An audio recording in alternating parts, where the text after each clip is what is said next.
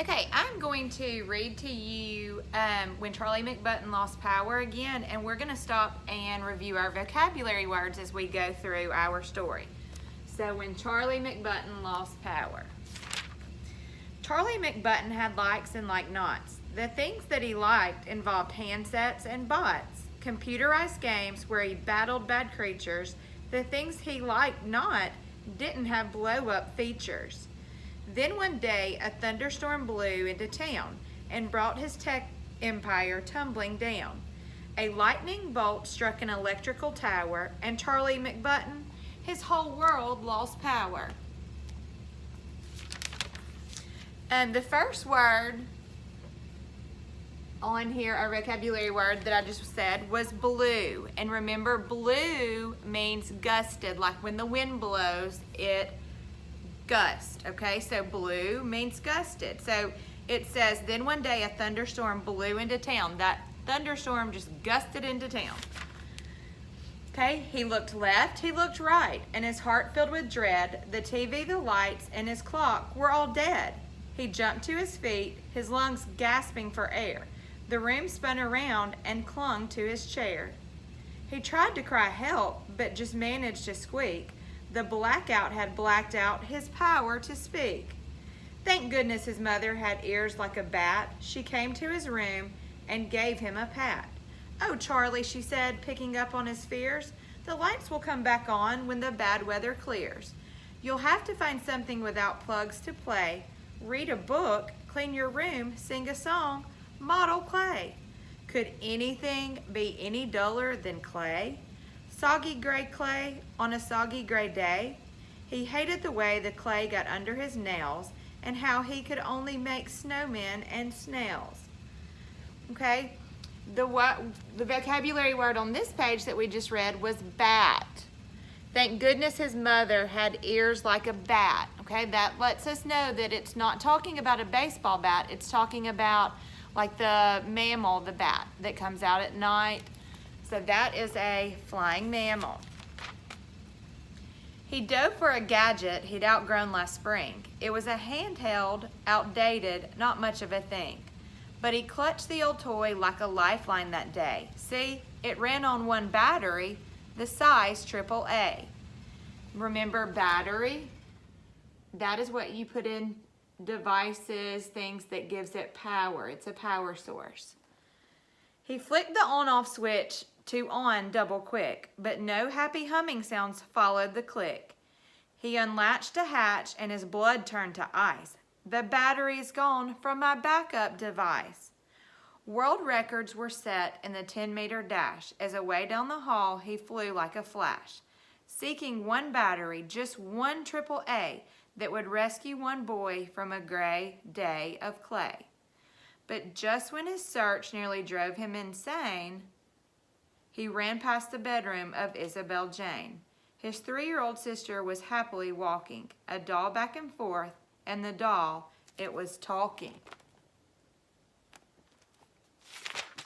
Now, dolls didn't talk on their own as a rule. They needed a power source, some kind of fuel.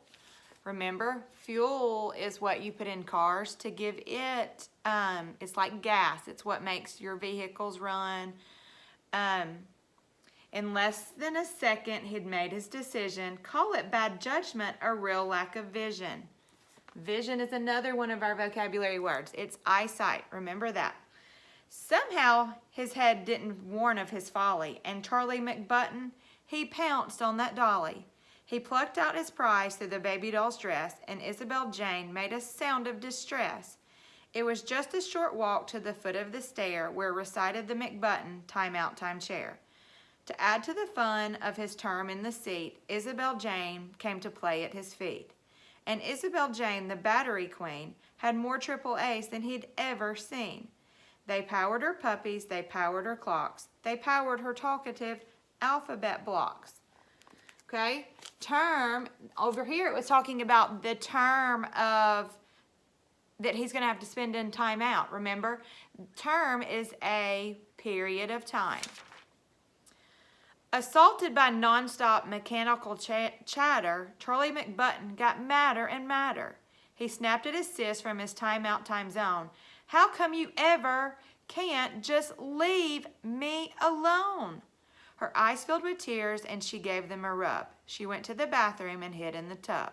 Then Charlie McButton felt totally rotten and couldn't help thinking some things he'd forgotten.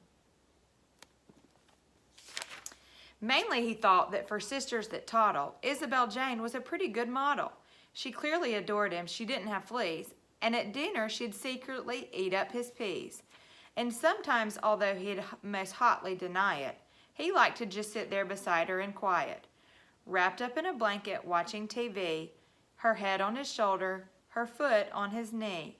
He sat there and thought and stared at the rain. When his time out was done, he found Isabel Jane.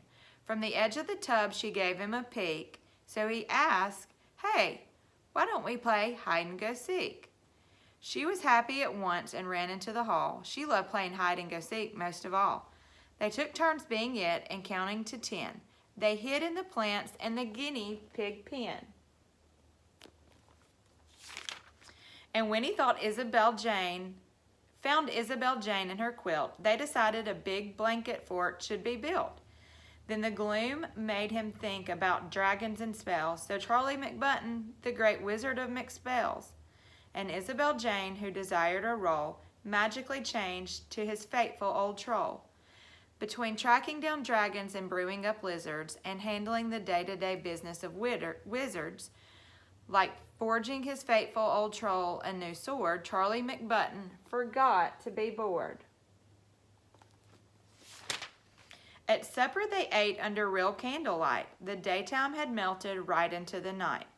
And after they'd all been asleep for an hour, the world came alive with a big surge of power. Oh, it's finally back, Charlie thought with a grin. Tomorrow I'll wake up and I can plug in. Remember, plug is the little things that you stick in the wall in your electrical sockets. It also means close. Like if you plug up your bathtub, it closes off the drain and the water will stay in there. So plug means to close off. But another thought hit him he couldn't explain. I might also find dragons with Isabel Jane. So in the end of this story, Charlie decided that maybe playing with his sister wasn't so bad after all, and it really wasn't that bad losing power and not having all of his devices. Okay, so that was the lesson or theme in the story. We're gonna go over homonyms and homographs next, okay? Okay guys, in your reading workbook packet that started with this that we did earlier in the week, I want you to flip and find page 47 that says vocabulary context clues, okay? I want you to find that page. It's page 47 and it says vocabulary context clues. Okay, this is talking again about homonyms and homographs. Okay, so we have talked about that earlier in the week. We should know and remember that homonyms are, I'm going to move this over for a second. Homonyms are words that are spelled and pronounced the same way. Okay, for example, bat and bat. You say both of those the same way, but one bat could be like a baseball bat. The other bat we know is a flying mammal. Okay, the next example is down and down. Okay, down, one could be the direction going down, and another down would be like a type of feathers. Left and left. Left can mean like your left hand, or it could mean left, like I left the classroom to go to lunch. Okay, ring and ring. One ring could be a ring on your finger. Another ring would be like if a bell rings or an alarm rings. Okay, so those are homonyms. Okay, on your worksheet it says homonyms are words that are spelled and pronounced the same way but have different meanings. Okay, the next is homographs. They're spelled the same, but pronounced differently. Okay, like bow and bow, lead, led, wind, and wind. Okay, so we're going to talk some more about this together on this workbook page. Okay, we have a passage at the top. I want you to follow along and read to yourself as I read it aloud to you. Okay, so I want you to track just like you've done in 2nd grade, kindergarten, and your teacher always asks you to track the print. So as I'm reading, I want you to follow along. Okay, remember, tracking your print is what you do when you follow along under the words. When the power went out, I was bored. Then my friends and I decided to play baseball. My team had a great game. We couldn't do anything wrong. Every fly ball came right down into our mitts. When we dove for the ball, we got it. As I walked home, I saw a bat flying around a lamppost. It was too dark to play baseball, so I went inside to read a good sports book. Okay, so we're going to go through and talk about these questions. Okay, look at number 1. In the passage, does down mean a bird's soft feathers or from above? I'm going to go back and look over here.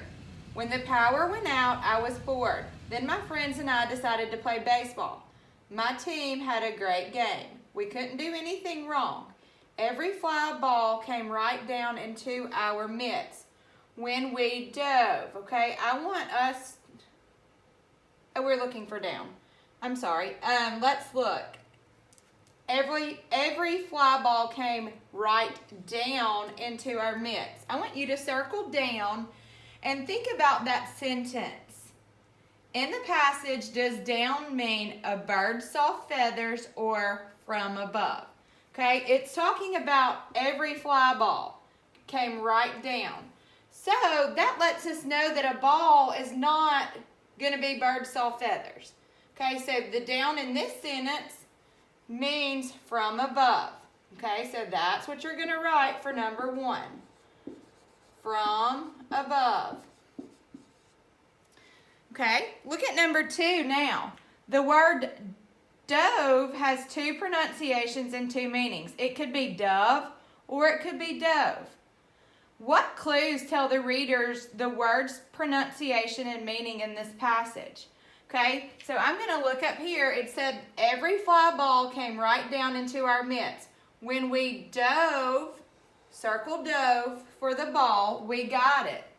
Okay, so what clues tell us, the reader, the word's pronunciation and meaning in this passage? Okay, so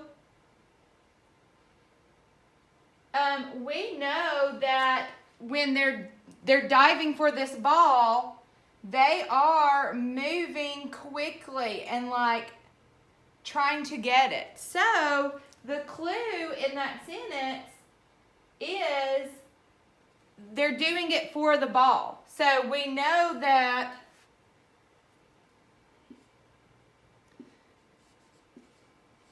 the clues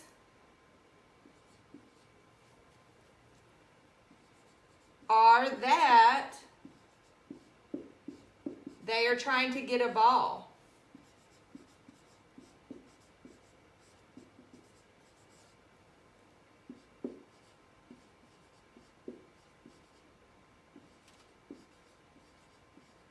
Okay, look what, I've got an end mark, but I need to remember my capital letter because we know sentences begin with capital letters. The clues are that they are trying to catch a ball. So we know it is dove with a long O. So it is dove.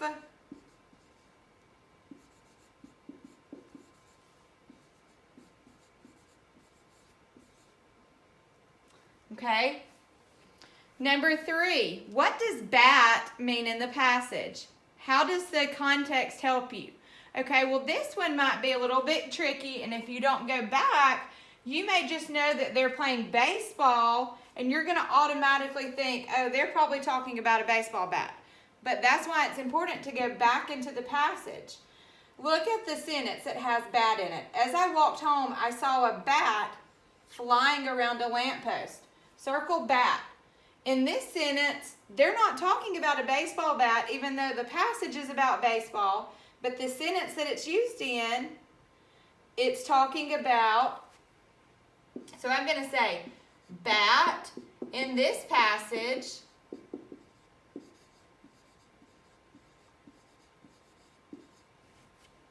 is a flying animal. Okay, I'm not finished because it says, how does the context help you? Well, it says they're flying around a lamppost. So, it tells me the bat is flying.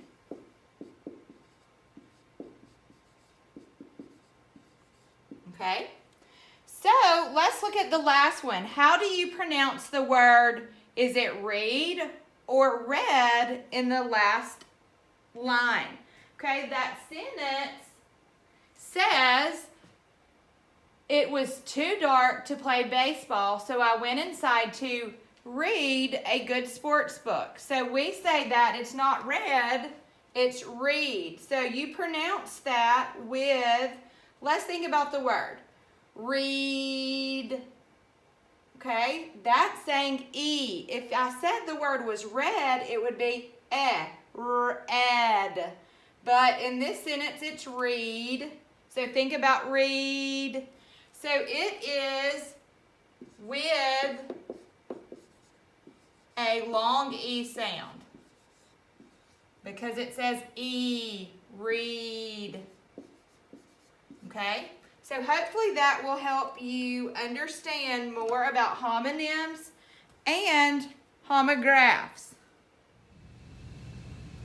Okay, I've written on our board our spelling words for this week. Okay, I'm going to read the words and spell them out loud for you so you can hear it. And then we're going to talk about the vowel sound, the first vowel sound that we hear in that word. Number one is happen. H-A-P-P-E-N. Okay? When you're watching this, I want you to spell them with me. Okay? I want you to think about the first vowel is an A.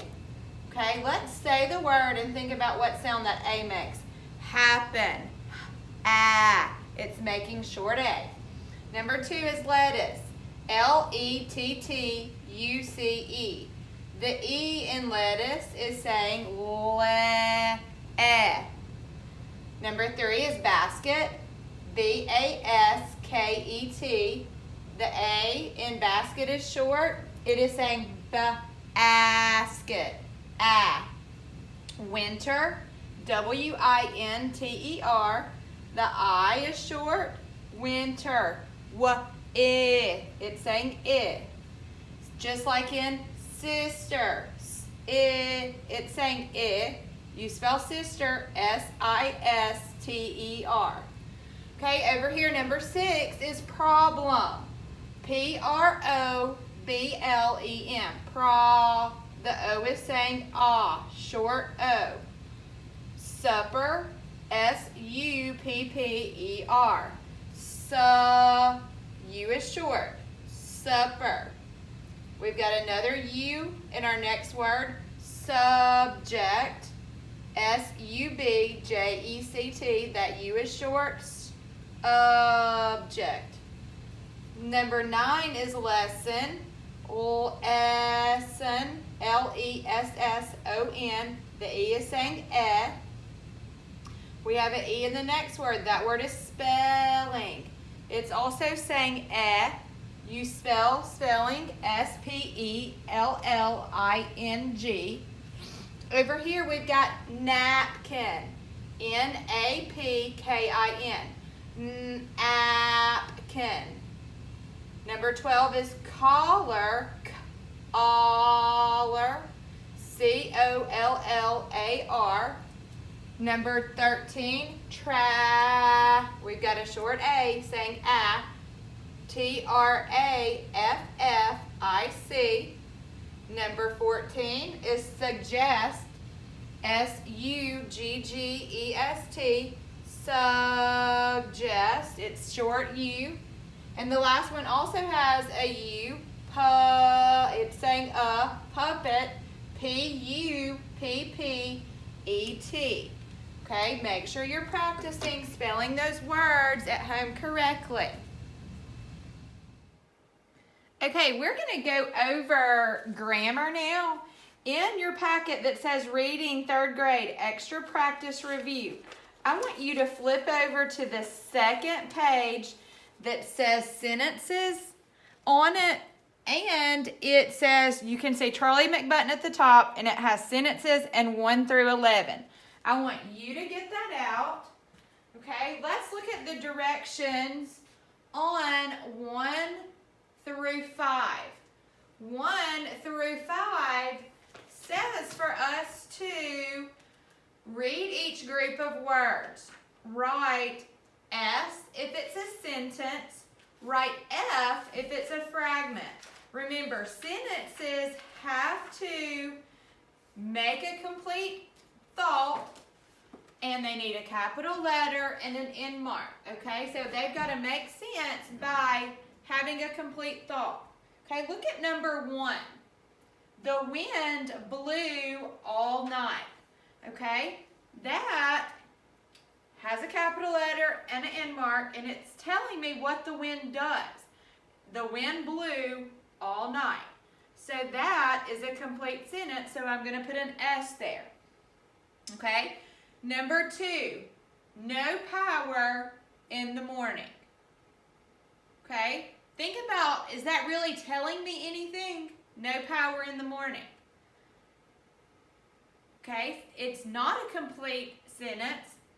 Even though it begins with a capital letter, it ends with an end mark, it's actually even longer than number 1 in length, but that is a fragment. It's not telling me who had no power in the morning or anything else. It's just no power in the morning.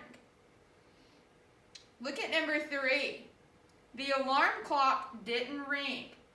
Think about that. What did the alarm clock do? Well, it didn't ring. So that's a complete thought telling me what is happening in the sentence. It has a capital letter and an end mark, so that is a complete sentence.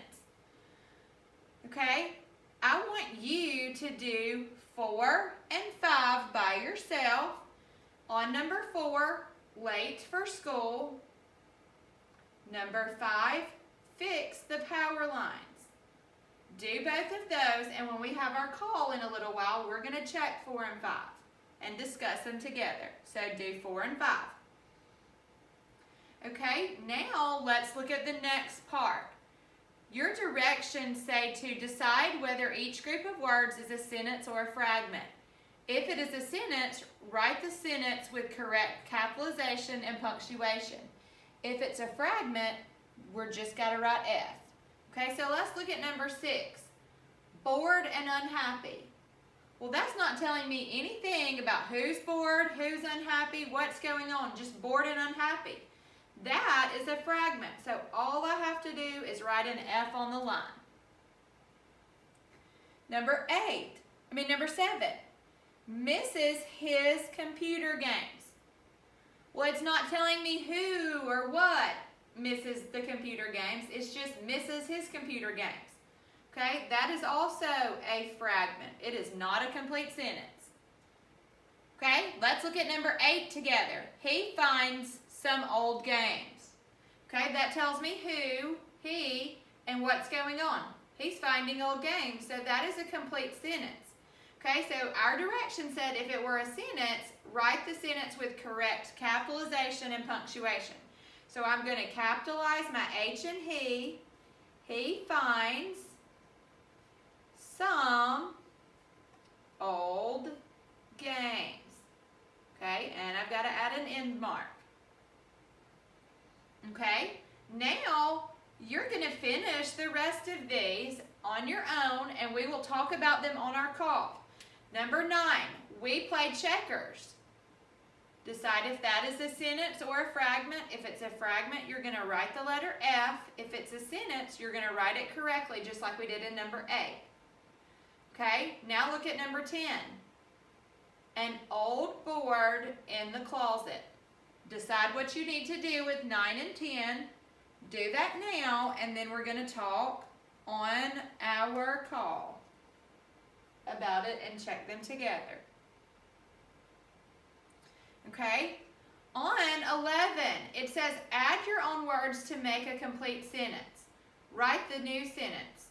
Okay, so remember to use a capital letter and punctuation. You're going to finish this sentence, computer games.